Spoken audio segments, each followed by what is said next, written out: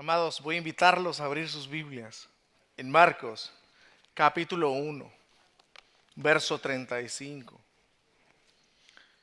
para retomar nuestro libro, el Evangelio de Marcos, después de haber hecho un paréntesis al recordar la obra y el sacrificio de nuestro Señor Jesucristo. Pero vamos a continuar ahora acá en la narrativa de Marcos, el ministerio terrenal de Jesús.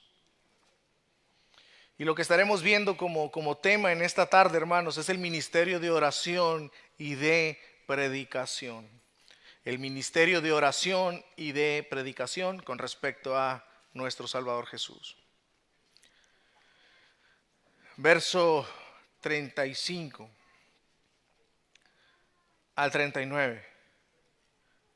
Levantándose muy de mañana, siendo aún muy oscuro, salió y se fue a un lugar desierto y allí oraba. Y le buscó, Simón y los que con él estaban. Y hallándole le dijeron: todos te buscan. Él les dijo: vamos a los lugares vecinos para que predique también allí, porque para esto he venido. Y predicaba en las sinagogas de ellos en toda Galilea y echaba fuera los demonios. Oremos.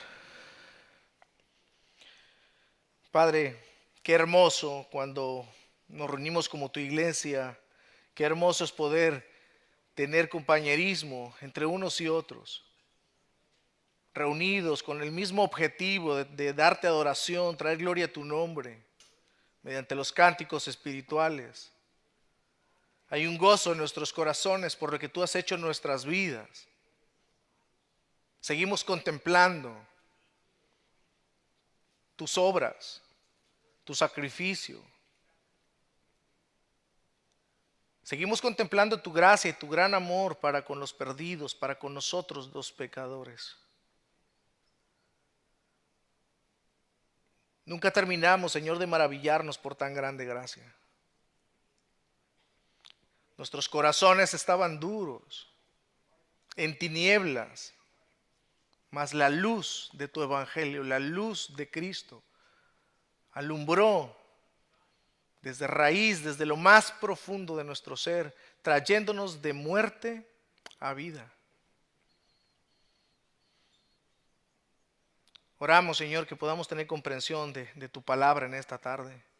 Que aquellos que están acá por primera vez, físicamente o por medio de las redes sociales, que sea de beneficio para sus almas, que puedan ver a Jesús como la más urgente y grande necesidad, y que nosotros de la misma manera veamos lo mismo. Te alabamos y te adoramos, Señor, en el nombre de Jesús. Amén y amén. Lo último que nosotros expusimos desde este púlpito fue sobre los diferentes ministerios de nuestro Señor Jesucristo. Jesús demostraba con autoridad cómo Él tenía poder para expulsar demonios, para sanar enfermedades. Y precisamente lo último que vimos, si bien recuerdan, nosotros observamos cómo Jesús se dirigió a la casa de Simón, Pedro, para sanar a su suegra, la cual estaba con una temperatura, una fiebre muy alta, una fiebre que en aquellos días ponía en riesgo la salud de las personas. Y Jesús se dirigió a ella y la sanó con el mero hecho de tocar su mano. No necesitó hacer más. El mero hecho de tocar su mano fue ella sanada. Esto y otros milagros que Jesús había hecho trajo como consecuencia que inevitablemente su fama se recorriera. Al ver los milagros, el poder, el despliegue de su gracia para con todo tipo de personas, fue inevitable que su fama se expandiera, que su fama se recorriera y que por tanto Capernaum se agolpara viniendo tras de él. Muchos vinieron a la casa de Pedro buscando a Jesús que los sanara a ellos también. Muchos trajeron consigo a amigos y familiares que tenían diferentes tipos de enfermedades o necesidades. Y Jesús ciertamente, hermanos, sanó a muchos de ellos. Lo cual para nosotros esto nos deja un aprendizaje de la misericordia de nuestro Dios y la bondad de nuestro Señor y Salvador Jesucristo. Jesús comenzó, recuerden, comenzó su ministerio acercándose no a la élite de la sociedad, sino todo lo contrario, a los más desprotegidos, a los más abandonados, a los desprotegidos, menospreciados. Es a ellos a los cuales Él se acercó. Así que, hermanos, este pasaje es una continuación, si pudiésemos decirlo o verlo así, es una continuación de lo que nosotros vimos en la última exposición. Y es más breve, quiero adelantar. Esta enseñanza es un poco más breve de la última, pero no por ser más breve quiere decir que sea menos importante, sino todo lo contrario. Y es por eso también que me he sentido inclinado a tratar de hacerlo de la manera más sencilla posible. Vamos a hablar de la oración y de la predicación como ministerio principal de nuestro Señor Jesucristo. Entiendo que la lucha en nuestros corazones al hablar acerca de oración o acerca de predicación no es tan llamativo como pudiese ser el hecho de ver el despliegue de la autoridad de Jesús, como vimos anteriormente. Incluso muchos de ustedes se acercaron a mí y me contaban, me externaban cómo quedaron maravillados de ver el poder de Jesús desde el inicio de su ministerio. Y por supuesto, hermanos, esa es la intención de Marcos también, que nosotros seamos impactados y entendamos el poder de Jesús, su autoridad sobre todas las cosas, demostrando que Jesús es verdaderamente el Hijo de Dios. Sin embargo, encontramos otros pasajes en las Escrituras que bien a nuestra carne, que bien a nosotros, no pueden ser tan llamativos o no pudieran ser tan receptivos para nosotros como si pudiesen ser, como les comento, los hechos milagrosos de Jesús. Pero precisamente ahí vemos también nuestra dificultad y nuestro corazón pecaminoso. No digo que todos, hermanos, pero en todos de alguna manera u otra hay esa lucha. Pero vamos a concentrarnos en la palabra de Dios y ver qué es lo que podemos aprender con respecto a la oración y la predicación de nuestro Señor Jesucristo. Así que este pasaje lo dividiremos en estas dos partes. El ministerio de oración de Jesús, versos 35 al 37, y el ministerio de predicación de Jesús, versos 38 y 39. Así que Dios nos permita conocer más a nuestro Salvador, y no solamente que nos permita conocer más su vida, su obra, sino que nosotros quedemos impactados, hermanos, que nosotros salgamos de aquí amando a Jesús más de lo que pudiésemos amarlo al entrar. Esa es la intención, ese es el propósito, que salgamos de acá amando más a nuestro Salvador, glorificándolo más por quien es Él. Vamos a ver entonces en primer lugar el ministerio de oración de Jesús, y eso está en los versos 35 al 37. Vuelvo a leer. Levantándose muy de mañana, siendo aún muy oscuro, salió y se fue a un lugar desierto y ahí oraba. Y le buscó Simón y los que con él estaban. Y hallándole le dijeron: todos te buscan. Miren, hermanos, antes del verso 35 está el verso 32, ¿verdad? Estamos. En el verso 32 necesitamos nosotros observarlo para tener el contexto, o al menos recordar qué es lo que se habló antes, para que tengamos en cuenta lo que estamos leyendo acá. Recuerden que nuestro Señor Jesucristo fue y sanó a la suegra de Pedro. Él se dirigió allá, le tomó la mano, y la suegra de Pedro se levantó inmediatamente e inmediatamente comenzó a servirles a todos. No necesitó reposo, lo típico para nosotros, una fiebre y viene un descanso porque quedamos todos adoloridos. Ella no. Jesús la sanó e inmediatamente quedó restaurada al 100% y ella tomó nuevamente el ejercicio o las labores de casa para servirles a todos.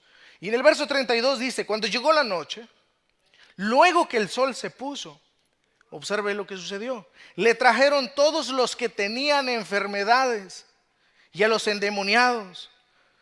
Cuando dice aquí el verso 32, cuando llegó la noche, ya es el día domingo. El sábado terminaba a la puesta del sol. La guarda del sábado tenía que ser desde que salía el sol hasta cuando se escondía. Así es de que aproximadamente como a las 6 de la tarde se escondía el sol y ahí mismo terminaba el sábado y ya comenzaba el domingo. Para eso las actividades volvían a la normalidad aunque fuese a las 6 de la tarde.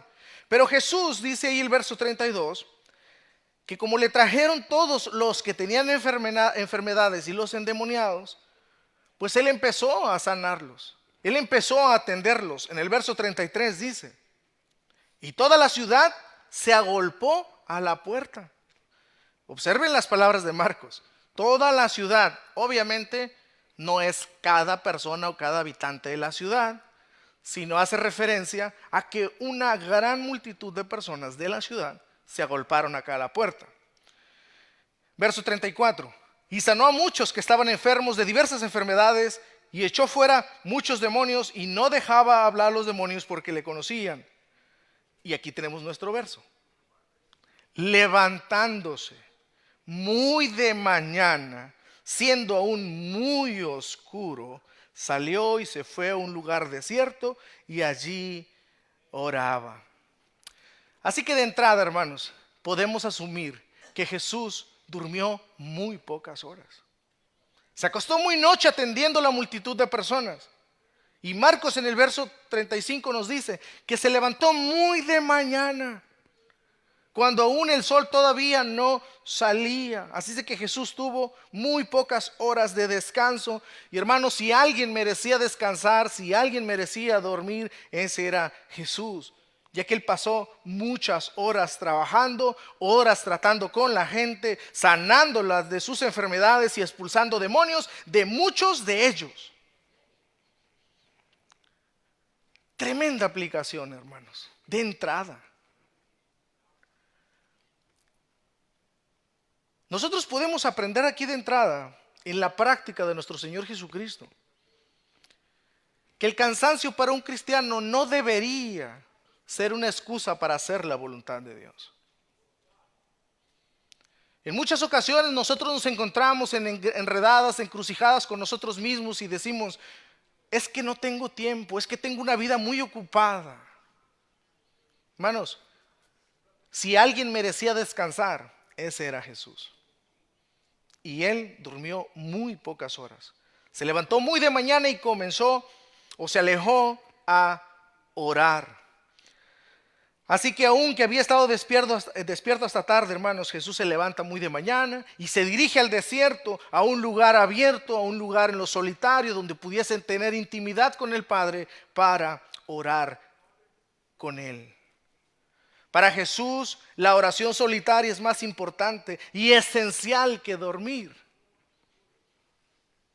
Podemos continuar con las aplicaciones acá. Jesús tenía como prioridad estar en la presencia de Dios, el Padre. El anhelo de Jesús era saberse dependiente para toda obra de Dios. Jesús, siendo Dios mismo encarnado, Él va y ora al Padre para estar en dependencia de Dios para todo el ministerio que Él necesitaba llevar a cabo. Hermanos, recuerden eso. Nuestro Señor Jesucristo era 100% hombre. Él se cansaba al igual que tú y yo. No el hecho de que sea 100% Dios quería decir que no se cansaba. Él se cansaba y lo vamos a ver y lo podemos ver en pasajes también más adelante, donde Él tenía sueño, se cansaba, necesitaba dormir, comía, lloraba.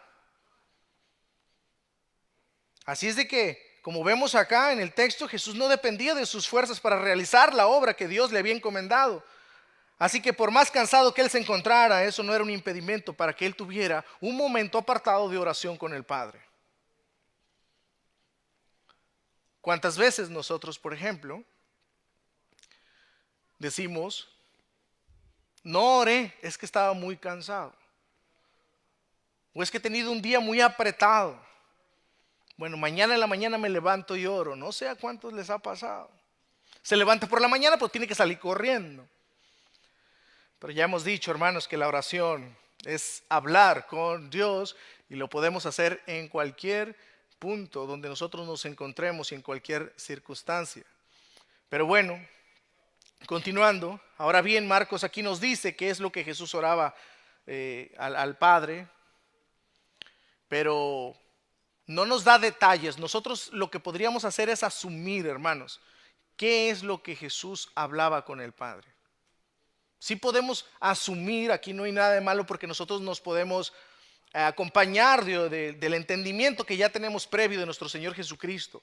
Jesús oraba al Padre porque Él sabía y su mayor anhelo y deseo era hacer la voluntad de Dios. En Mateo 26:39 dice, no sea como yo quiero, sino como tú quieras. No se haga mi voluntad, sino tu voluntad. Él deseaba que la copa pasara. Él deseaba en un momento no pasar por ese dolor, si pudiésemos decir humanamente.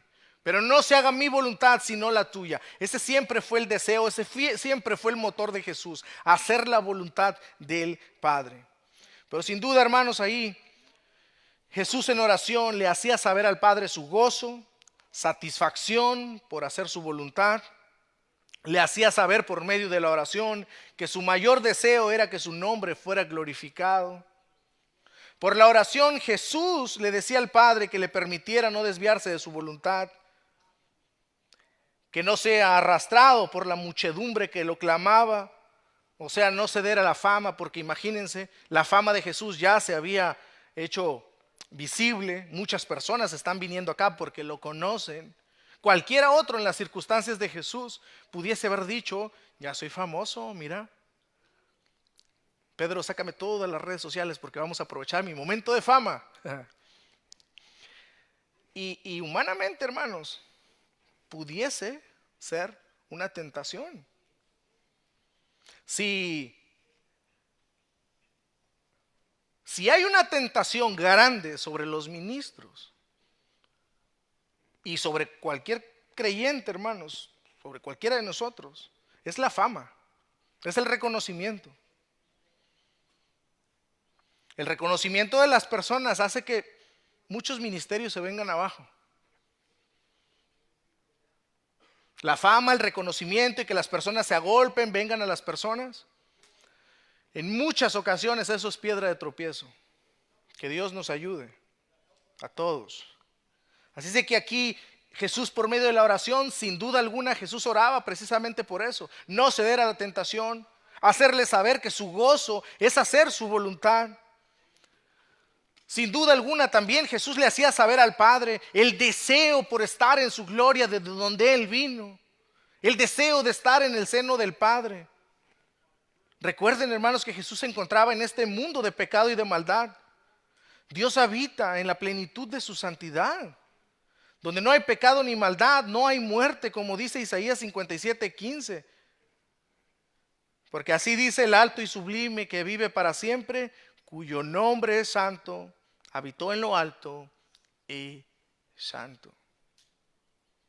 Este mundo en el cual estaba Cristo, hermanos, huele a muerte debido a las consecuencias del pecado.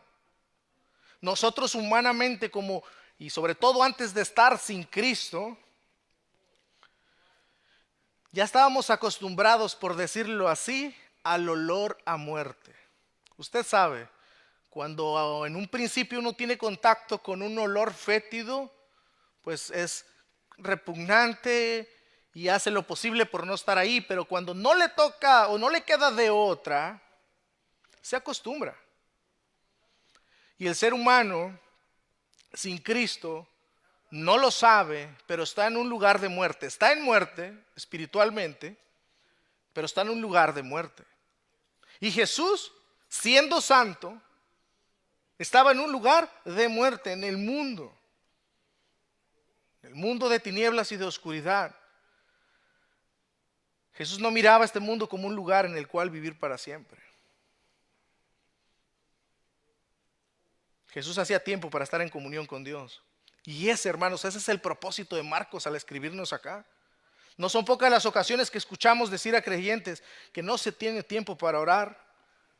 Vuelvo, insisto, porque hay muchas cosas que hacer. Estoy bastante cansado, hoy fue una larga jornada. Hermanos, todos estamos en la misma lucha. Pero precisamente el punto acá de Marcos es de que nosotros podamos comprender. Si Jesús lo hacía, siendo Dios, ¿cuánto más nosotros que estamos limitados?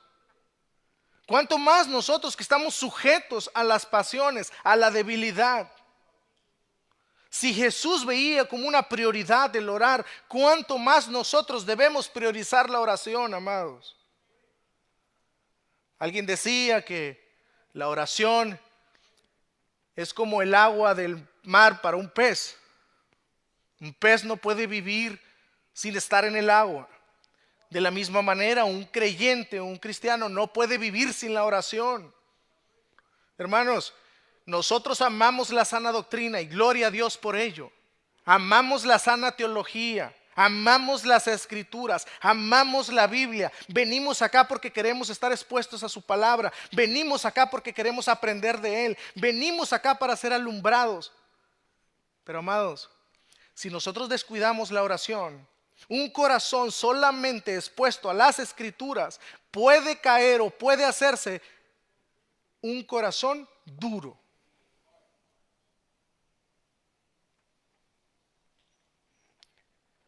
Conocimiento sin oración, el corazón se endurece.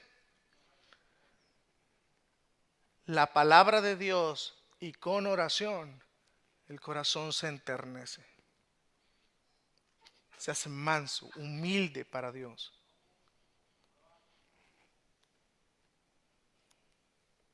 John Piper dice, en el día final, las redes sociales servirán como prueba contundente para mostrar que sí teníamos el tiempo suficiente como para orar.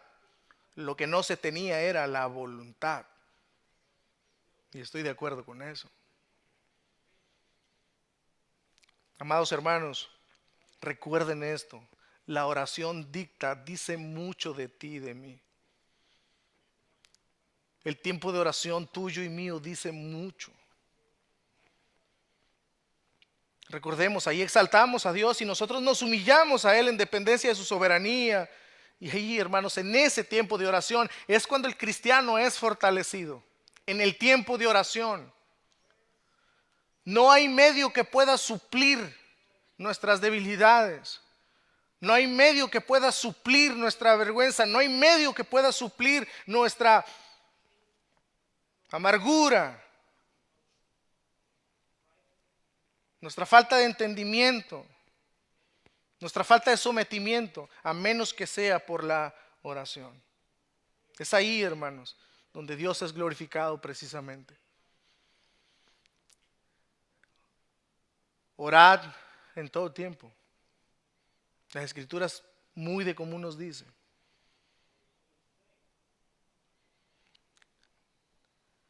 En continuación del verso de Isaías, del capítulo 57, verso 15, porque así dijo el alto y sublime, el que habita la eternidad y cuyo nombre es el santo. Yo habito en la altura y la santidad. Y con el quebrantado y humilde de espíritu, para hacer vivir el espíritu de los humildes y para vivificar el corazón de los quebrantados. Miren, amados, yo trato de no usar mucho de mi vida personal, solamente considerando aquellos aspectos que creo que pueden ser de algún beneficio, pueden usarlo el Señor para algún beneficio de sus almas. Y es importante también que conozcan la vida del pastor, por supuesto, y hay momentos. Yo era la persona más amargada de este mundo antes de conocer a Cristo. Cuando le hablo de amargado, era el más amargado de todos. Yo veía a alguien disfrutando y me caía mal eso. ¿Por qué? Porque había una amargura en mi corazón. Tristeza, soledad, todo lo que conlleva el pecado, una vida sin Cristo totalmente. Peleonero. Yo soy el mayor de los pecadores, como dice Pablo, él me quiere ganar, pero ahí yo sí le quiero ganar. Hermanos, el corazón no es transformado por medio de solamente la enseñanza. La enseñanza cumple una función y ahorita lo vamos a ver, que es primordial, pero enseñanza, conocimiento sin oración puede ser terrible. ¿Qué es lo que cambió mi vida? El Evangelio de Jesucristo. Y cuando esa antigua vida quiere venir a mi vida, digo, yo conozco esa antigua vida, eso no tiene nada que ver con Cristo y tengo que venir en oración, depender del Señor, amados. Es una lucha que continúa en nuestros corazones. Pero gloria a Cristo que ahí podemos ver su gracia, su misericordia, como Dios nos devuelve el gozo de la salvación en todo sentido. Es por medio de la oración, amados.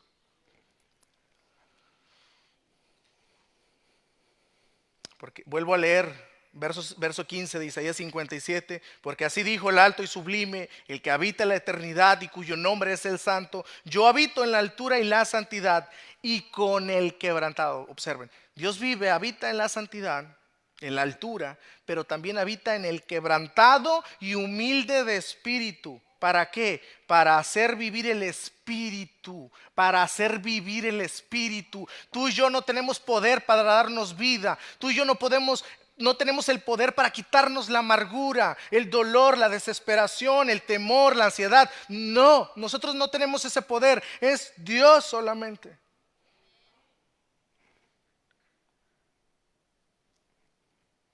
Para hacer vivir el espíritu de los humildes y para vivificar el corazón de los quebrantados, de aquellos que le buscan por medio de la oración. Amén. Así es de que, hermanos, Marcos tiene como finalidad demostrar que Jesús, siendo Dios en su humanidad, dependió enteramente de la oración. Verso 36.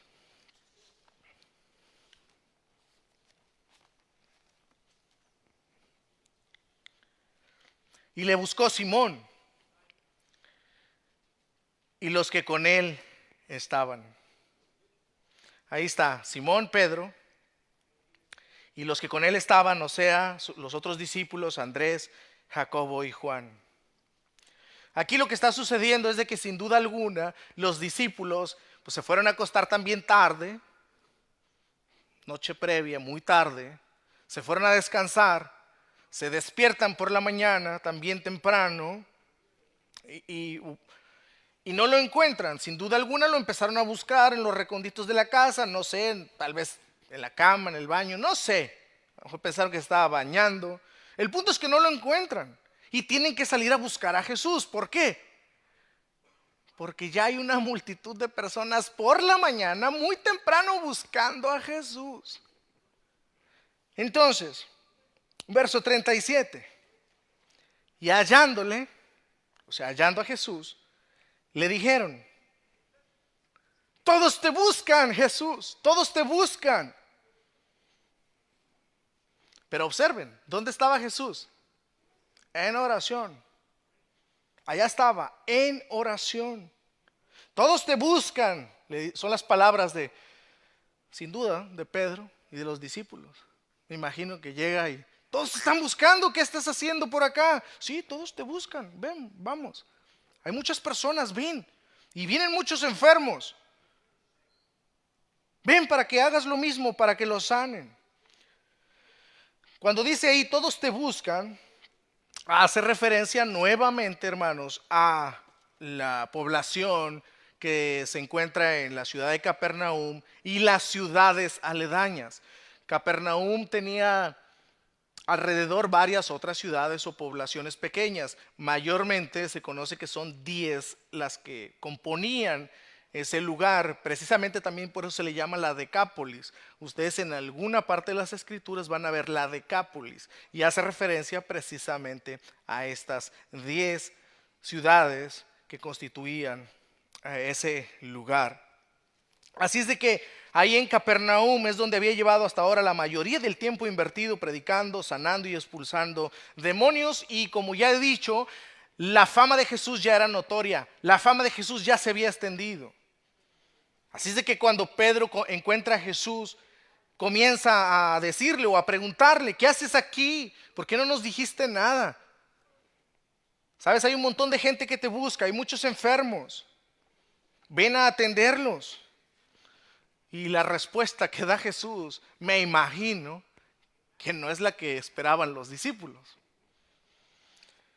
Ve al verso 38 y 39 y aquí entramos a la segunda parte que tiene que ver con el ministerio de predicación. Entonces el verso 37, los discípulos le dicen, cuando lo hallaron, todos te buscan. Y la respuesta de Jesús está en el verso 38. Él les dijo: vamos a los lugares vecinos para que predique también allí, porque para esto he venido. Y predicaba en las sinagogas de ellos en toda Galilea y echaba fuera los demonios. Póngase usted en los zapatos de Jesús, o más bien en la de los discípulos. Sí, en los de los discípulos. Usted va y le dice a Jesús: hay una multitud que te está esperando y hay muchos esperándote para que los sanes. Y la respuesta de Jesús: vamos a los lugares vecinos para ir a predicar. Imagínese también que ahí está la hermana de la suegra de Pedro, porque también estaba enferma y se dio cuenta que sanaron a la suegra de Pedro. Y ya llegó otra de la familia, la prima de Andrés, a la vecina favorita, no sé. Y Jesús les dice: vamos a los lugares vecinos para ir a predicar.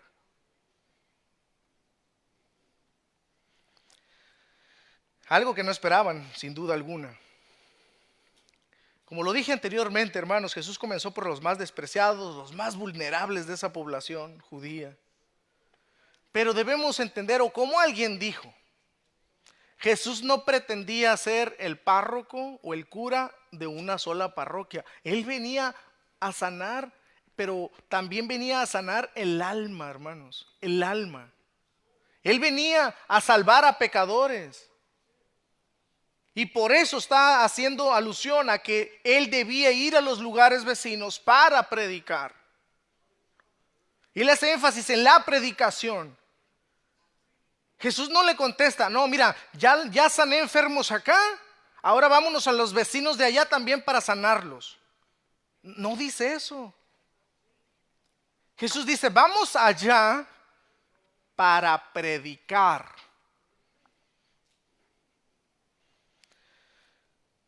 ¿Qué era lo que motivaba a Jesús el querer ir a las otras ciudades? Esto, hermanos, la predicación, el ir a predicar. Esa era su visión, esa era su misión, de ir con los pueblos vecinos, ir a predicarles el evangelio. Eso está claramente registrado en este verso 38. Él les dijo: vamos a los lugares vecinos para que predique. Así que, amados, el motivo de Jesús no fue primordialmente sanar enfermos, sino la predicación del evangelio. Y esto ya tiene que traer mucho aprendizaje para nosotros, porque esa es la misión, es la visión de Jesús primordial: predicar el evangelio. Sanar enfermos era con la finalidad de demostrar su autoridad como el Mesías, el Hijo de Dios. Y precisamente, hermanos, si nosotros observamos, por ejemplo, el Evangelio de Juan, Juan dice o hace referencia a que todos los milagros que Jesús realizó sobre su ministerio, sobre la faz de la tierra, eran para dar señales, eran señales. Esos son los adjetivos de Juan. Los milagros eran señales. ¿Señales de qué? Señales precisamente las cuales apuntaban hacia la persona de Jesús, que Él no era una persona común o normal, sino que Él era el verdadero Hijo de Dios, Jesucristo, el Hijo de Dios encarnado.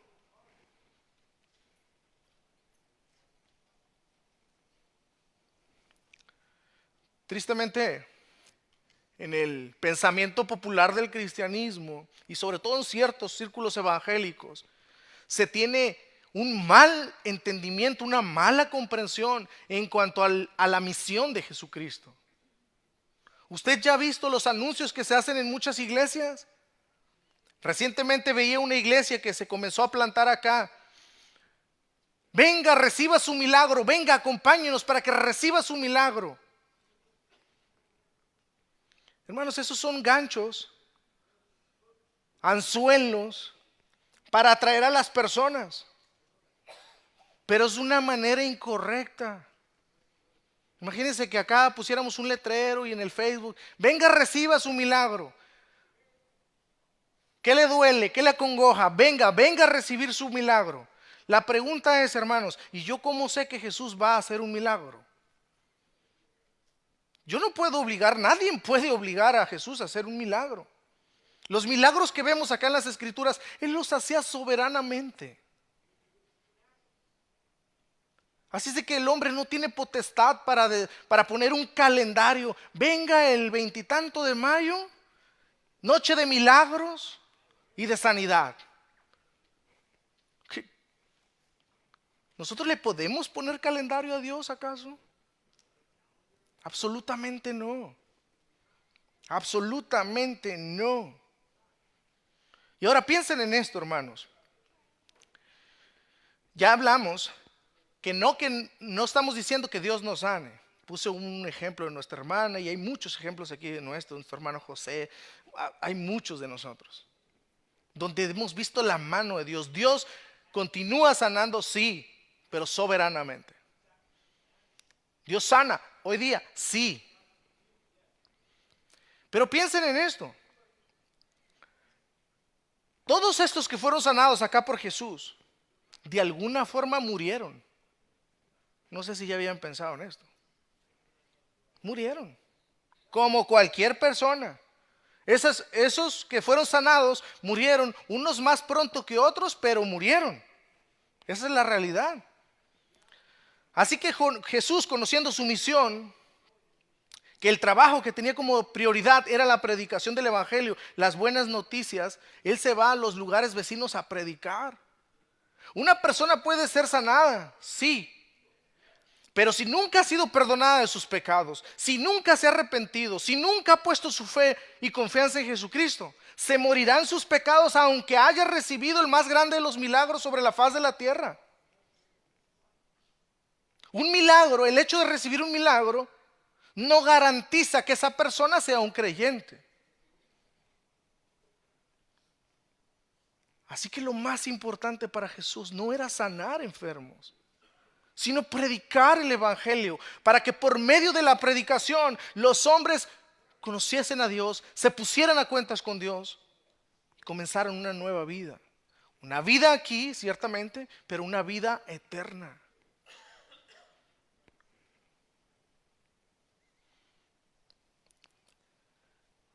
Si me acompañan, por favor, al Evangelio de Lucas, en el capítulo 4, el pasaje paralelo, podemos ver lo siguiente en el verso 43. Capítulo 4 de Lucas, verso 43. Qué bonito se escuchan las hojas de la Biblia, hermanos. Qué bonito.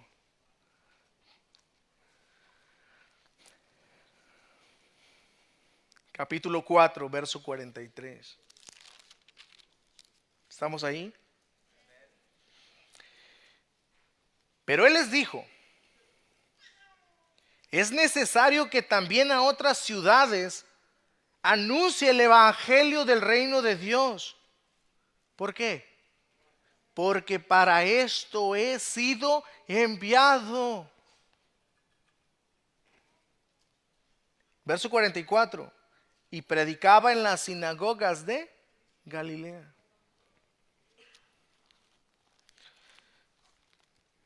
No han sido pocas las veces cuando personas nos dicen, miren, en esa iglesia sí predican la Biblia y todo, pero ay, es que no, yo quiero milagros.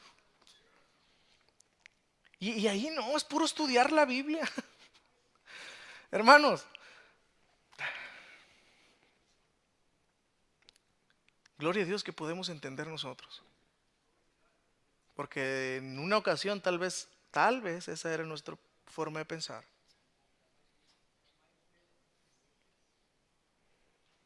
El conocimiento viene a través del estudio de la palabra de Dios. Nosotros podemos glorificar a Dios por medio del entendimiento y del conocimiento de lo que nosotros entendemos y vemos en las Escrituras. No por medio de ir a un show, y donde mucha y la gran mayoría, me atrevo a decirlo, son puras farsas. Donde no se tocan el corazón para hacerle a las personas creer que han recibido milagros cuando ellos mismos saben que están inventando todo. Jesús cuando sanaba, sanaba. Y lo sigue haciendo hasta el día de hoy. Amén. Pero acá está la prioridad de Jesús. La predicación del Evangelio.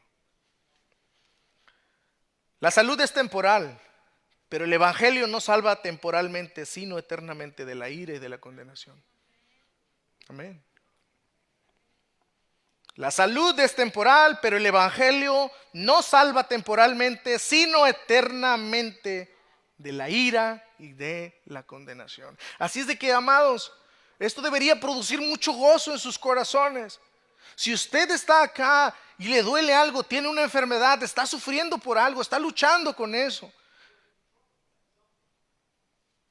pero está en Cristo, gócese porque usted ha recibido y tiene lo más importante que un ser humano puede recibir en esta tierra: la salvación por medio de la fe en Jesucristo. No estoy diciendo que no ore por su salud, ore.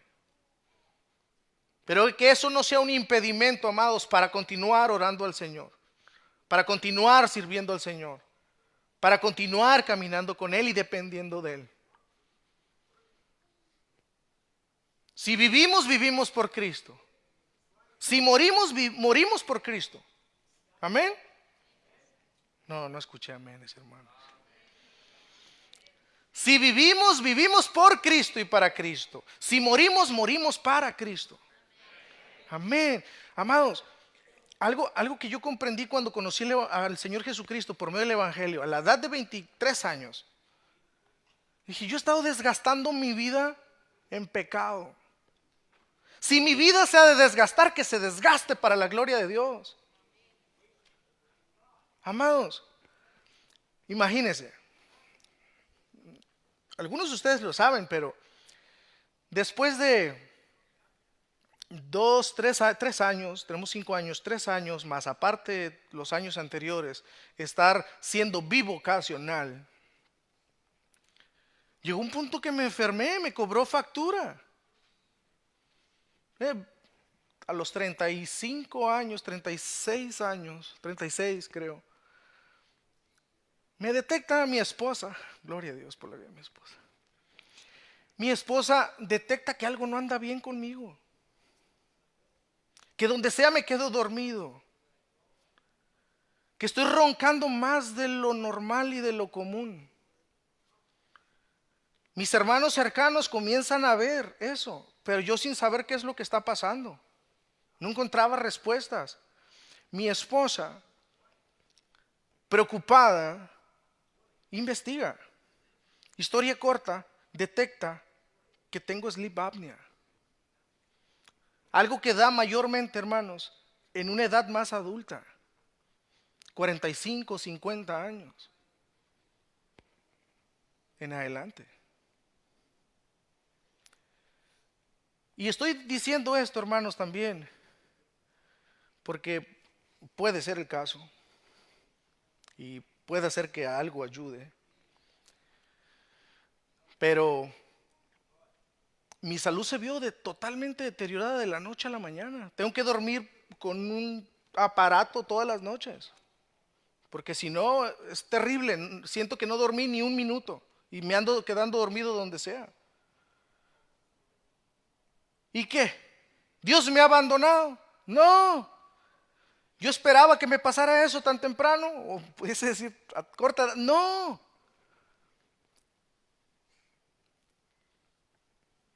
Enfermos o con salud, vivamos para la gloria de Dios, amados. Vivamos para la gloria de Dios.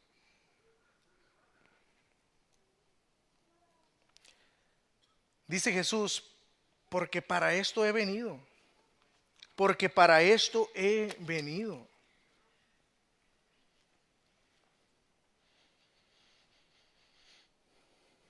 Al final del verso 38, Él les dijo, vamos a los lugares vecinos para que predique también allí. ¿Por qué? Porque para esto he venido.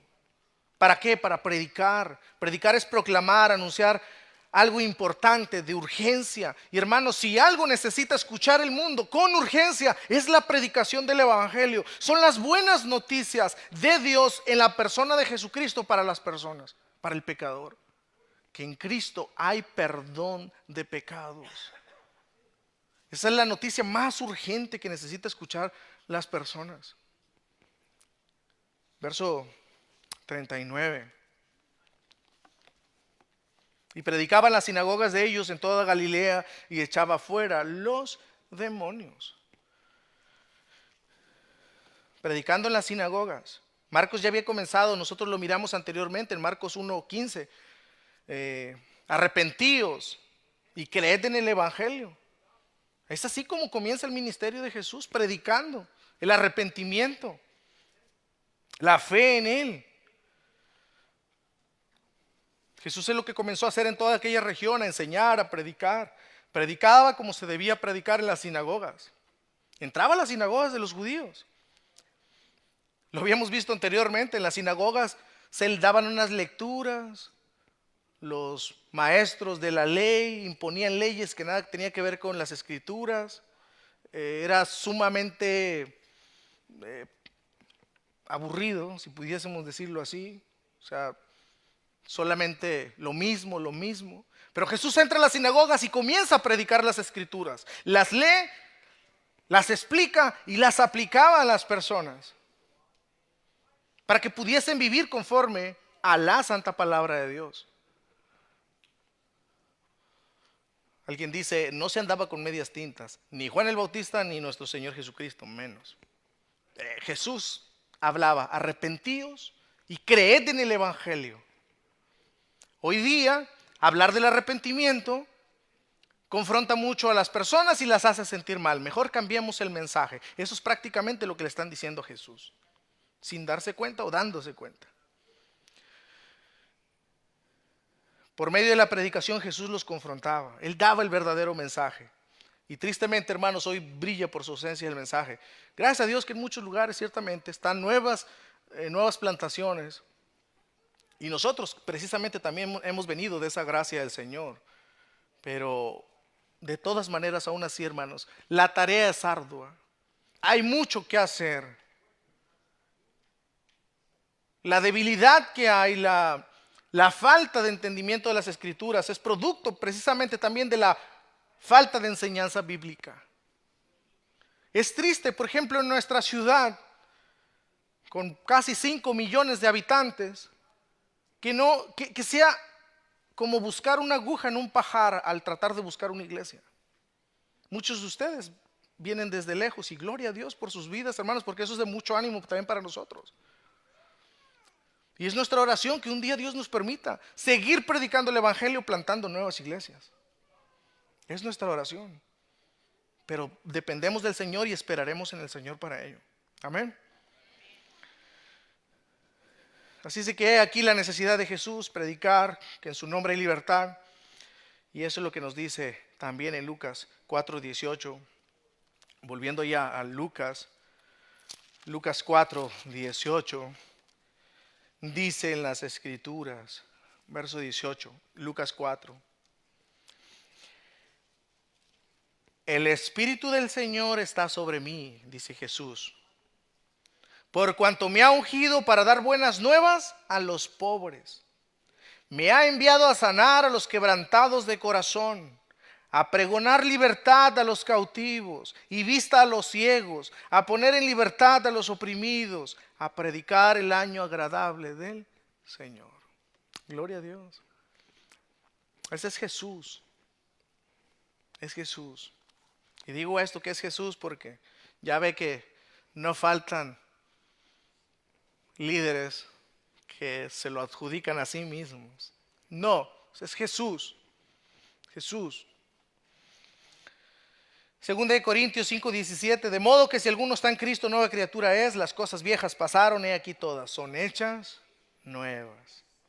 Ahí está, hermanos. El ministerio de Jesús primordial fue la oración y la predicación del Evangelio.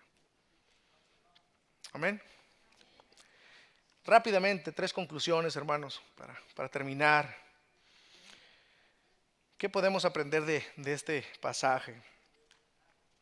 Lo número 1, afirmando lo que ya comenté, Jesús tenía como misión predicar el Evangelio. Miren, es necesario estar recalcando a veces en ocasiones lo mismo, pudiese alguien pensar.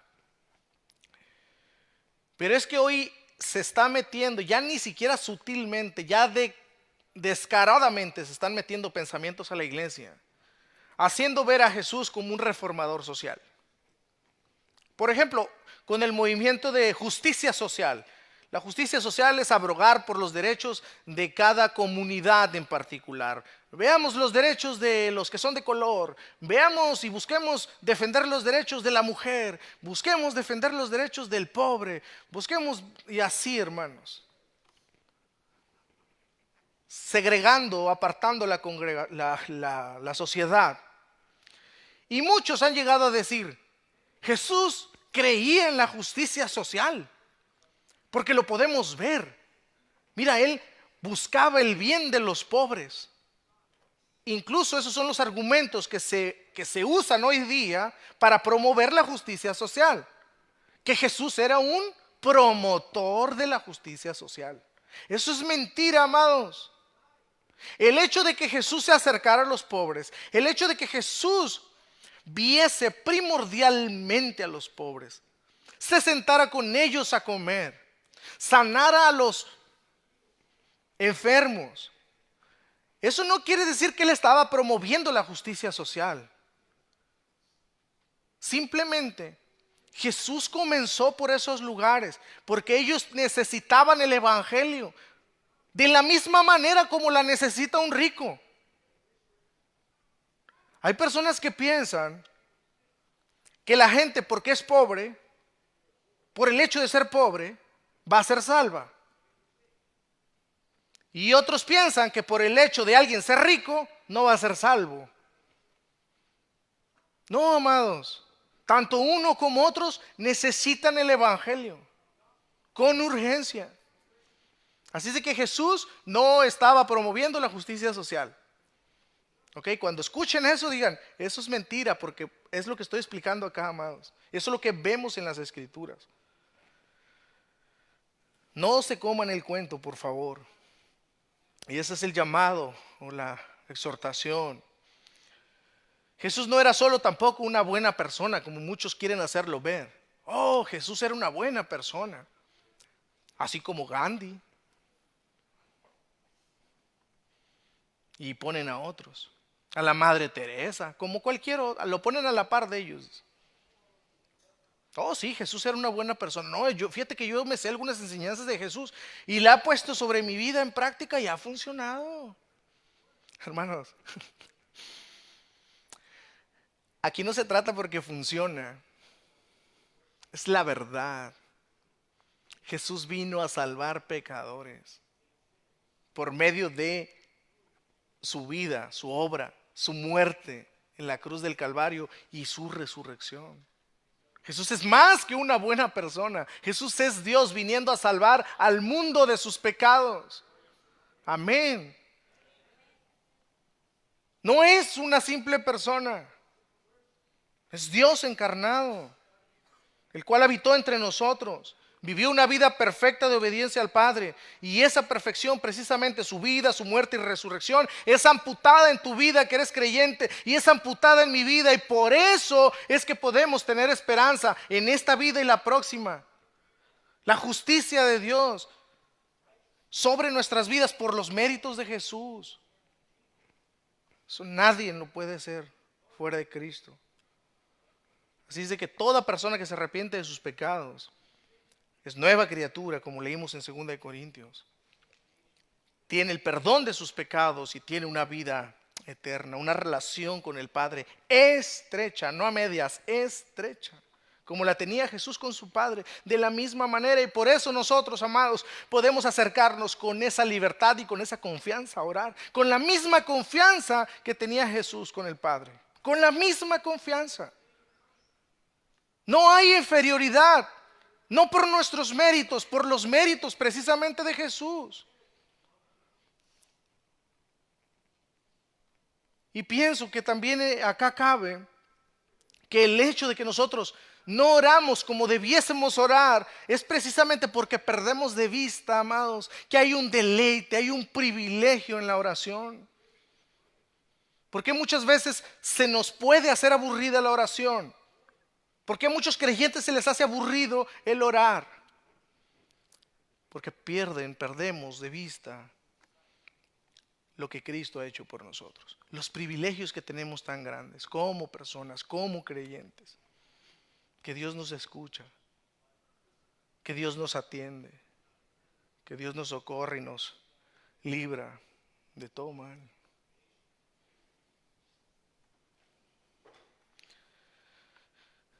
Segundo lugar, nosotros podemos aprender acerca de la humanidad de Jesucristo. Jesús era plenamente Dios, la segunda persona de la Trinidad, concebido por la Virgen María a través del Espíritu Santo. Pero ese hecho, hermanos, no disminuyó en nada su divinidad. Él era divino, pero al mismo tiempo al encarnar tomó una forma humana, pero sin pecado. Jesús es plenamente Dios y plenamente hombre. Es por eso el registro de Marcos de que Jesús oraba de dependencia de Dios, el Padre. Yo entiendo que muchas veces hay personas que se preguntan, pero si era Dios, ¿por qué Jesús tenía que orar?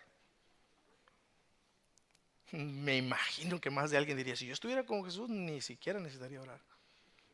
No, hermanos, precisamente Jesús oraba porque como era 100% hombre, dependía totalmente de Dios para hacer toda buena obra, ministerialmente y personalmente. Y como ya lo dije, imagínense si Jesús sabía, yo dependo para llevar a cabo mi misión de salvar al mundo de sus pecados, yo debo depender del Padre. Y para toda obra. Y eso tiene la aplicación para nosotros, amados. Todo lo que tú desees hacer, todo lo que tú planees hacer, todo lo que planeemos hacer, debemos llevarlo en oración. Depender de Dios para todo. No se trata de ir por la vida diciendo, aquí no te necesito, Señor, por eso no voy a orar. Pero como en esta área sí te necesito, pues voy a orar. Tristemente, así actuamos sin saberlo, sin pensarlo. Marcos nos deja claro que si Jesús oraba al Padre y dependía de Él, ¿cuánto más tú y yo entonces, hermanos? Dependemos de la oración a Dios. Por último, yo termino con esto, y es la misma, parte de la misma aplicación. Pero, hermanos, piensen en esto. Esta es la última aplicación. Si Jesús tenía una misión, tenía una visión para hacer la voluntad de Dios, ¿cuánto más nosotros también en todas las cosas? Ir por la vida sin un plan, ir en la vida sin tener estrategia, no nos va a llevar a ningún lado. Como iglesia, debemos tener prioridades. Como personas debemos tener prioridades. Como creyentes debemos tener prioridades. Como creyentes nuestra prioridad es Dios y su gloria. Nuestra familia, su familia, la iglesia y lo demás. Un orden de prioridades en las cosas nos va a ayudar precisamente a no caer en desesperación. Hay muchos creyentes que viven en desesperanza, sienten que están en círculos, como si estuviesen en un desierto. ¿Por qué? Porque en su vida hay un desorden, un desequilibrio, un desorden de prioridades. Por eso se comienza un día una cosa y se abandona. Después se proponen otra cosa y se abandona. Quieren empezar una cosa, pero también tienen que hacer esto otro. Y tratan de hacer todo a la vez. Amados, también podemos aprender de esto. Jesús tenía que atender a las personas, sanaba a los enfermos, desplegaba su autoridad y su poder. Se aplicaba a eso, pero posteriormente se aplicaba a su segunda o su segundo objetivo, si pudiésemos decirlo, que era la prioridad: predicar el evangelio. Así es de que el Señor nos ayude, hermanos, que Dios nos ayude en toda buena obra, que Dios use su palabra para edificación de nuestra iglesia y de nuestras vidas. Amén. Que el Señor nos ayude. Vamos a orar y elevar un cántico de adoración al Señor para despedirnos también en esta tarde. Padre amado, gracias por tan preciosa enseñanza en tu palabra. Tu palabra es hermosa, fiel, digna de ser creída, de ser recibida. Tu palabra es eficaz. Mi Dios, pedimos que podamos seguir meditando, que podamos renovar nuestra mente en cuestión de este tema, de la importancia de la oración y de la predicación. Como iglesia, como individuos, que podamos poner en práctica esto. Ayúdanos, Señor, avívanos, que en nuestro corazón haya un fuerte deseo por orar más, por pasar más tiempo en oración.